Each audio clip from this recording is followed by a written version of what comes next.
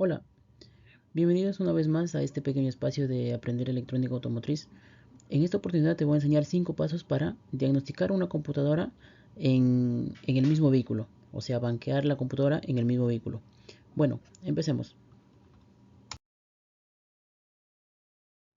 Sería, paso número uno, sería verificar que la computadora esté alimentada tanto con positivo y negativo. Entonces eso quiere decir que va a tener un positivo de contacto, un positivo de batería y negativos. Entonces, esta información de cuántas alimentaciones positivas y negativas tiene solo me da el diagrama electrónico automotriz o el pinout de dicha computadora o el manual de taller, ¿no es cierto? Entonces, como primer paso, tenemos que verificar que la computadora esté presente tanto sus positivos como sus tierras. Eso sería el primer paso. En el paso número 2 tendríamos que verificar que la computadora tenga comunicación con el escáner. ¿Eso qué quiere decir? Si yo conecto el escáner, si yo conecto el OBD2 al escáner, como escanearía un vehículo normal, tiene que leerme datos del microprocesador, o sea, códigos de error, datos en vivo. Ahí me estoy cerciorando que mi procesador de mi computadora sí está trabajando, sí me está enviando información a lo que es el escáner, si tiene comunicación.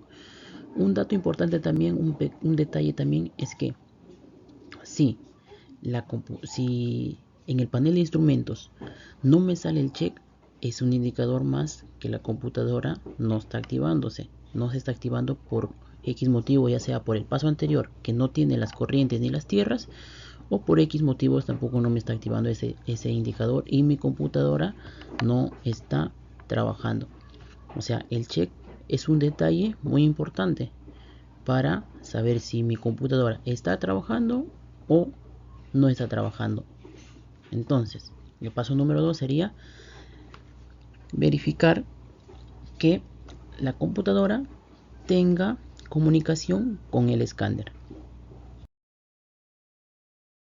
Paso número 3, tendríamos que verificar que mi etapa fuente de mi computadora esté funcionando correctamente. Mi etapa reguladora, la que regula de 12 a 5. Para eso sería muy fácil, ¿no es cierto? En estos sensores, tanto como en sensor TPS, sensor de temperatura de agua, sensor MAP, sensor IAT, la computadora les alimenta con 5 voltios para su funcionamiento.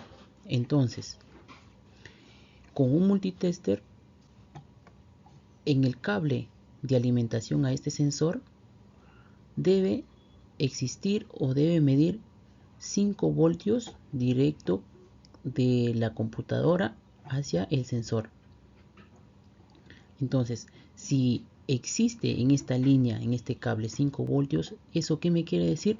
Que mi computadora, la etapa de regulación de voltaje está funcionando bien, mi regulador está funcionando correctamente.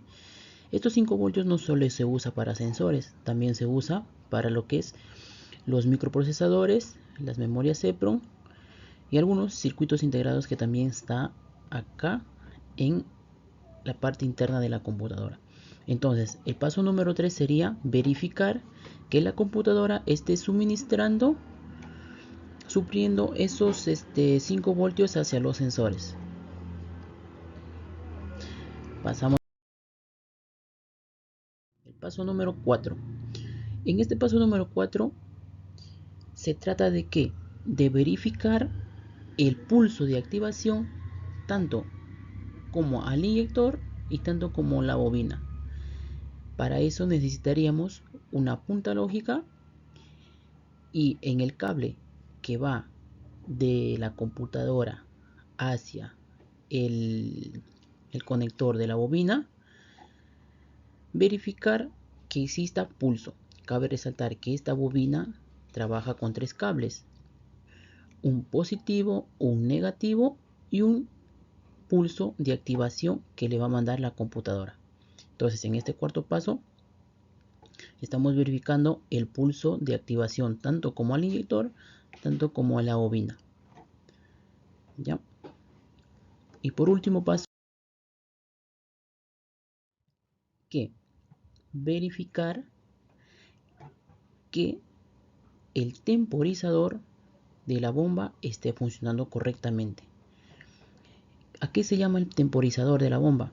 Cuando nosotros abrimos contacto y no damos arranque, la bomba funciona por unos pocos segundos y después se apaga. A eso se llama temporizador. ¿Eso cómo lo hace? Este relay es el encargado de dar alimentación a la bomba. Entonces, para que active ese relay necesita una señal de la computadora. Esa señal de la computadora va a ser